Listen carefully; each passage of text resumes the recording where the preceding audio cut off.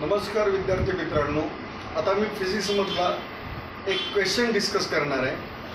तो क्वेश्चन जो आहे तो ऑल टाइप्स ऑफ इंजिनिअरिंग एक्झाम्समध्ये तुम्हाला उपयोगी पडेल। मग ती स्टेट लेवलची CET असो किंवा मेडिकल एंट्रन्स एक्झाम असो, नीट म्हणजे नॅशनल एलिजिबिलिटी एंट्रन्स टेस्ट जी मेडिकलच्या एक्झामसाठी असते, किंवा मग IIT JEE ह्या सगळ्या टाईपचे जे इंजिनिअरिंग एंट्रन्स एक्झाम आहेत, मेडिकल एंट्रन्स एक्झाम आहे, यासाठी इव्हन हा प्रश्न UPSCला MPSCला सुद्धा उपयोगी पडू शकतो।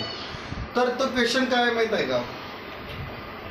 इफ वेव ट्रॅव्हल्स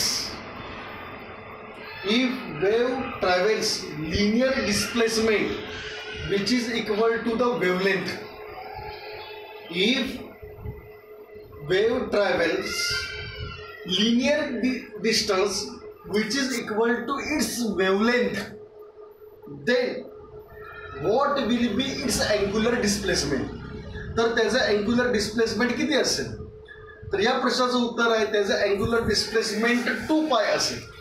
त्याचं अँग्युलर डिस्प्लेसमेंट किती असणार? 2π। कारण wavelength lambda is equivalent, wavelength lambda म्हणजे when wave travels linear displacement which is equal to its wavelength, then it travels angular displacement of the 2π which is in radian. तर विद्यार्थ्यांनी हे लक्षात ठेवायचं आहे की wavelength lambda is equivalent to the angular displacement of 2π।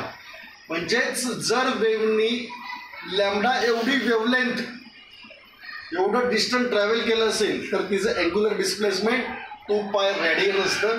हा कन्सेप्शनली अतिशय strong question आहे, त्यामुळे या क्वेश्चनची प्रायोरिटी जास्त आहे।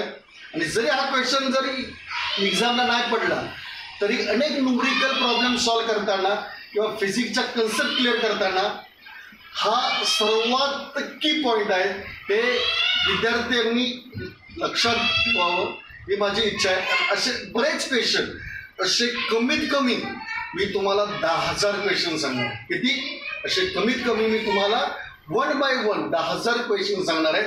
काही टाईमची लिमिटेशन असल्यामुळे ॲट अ टाईम सगळेच क्वेश्चन सांगता येत नाही, तर मी असे तुम्हाला वेगवेगळ्या व्हिडिओच्या माध्यमातून 10,000 पेक्षा जास्त क्वेश्चन्स, हे सगळे क्वेश्चन्स नीट, हे IIT JEE आणि जेवढ्या एंट्रन्स एक्झाम आहेत ना त्यासाठी ही एक क्वेश्चन बँक आहे। मोस्ट ऑफ मेजॉरिटी क्वेश्चन या क्वेश्चन बँकमधनंच पडतात, मोर दॅन 90%। हे वाचकांनी लक्षात घ्यावं। थँक्यू, धन्यवाद।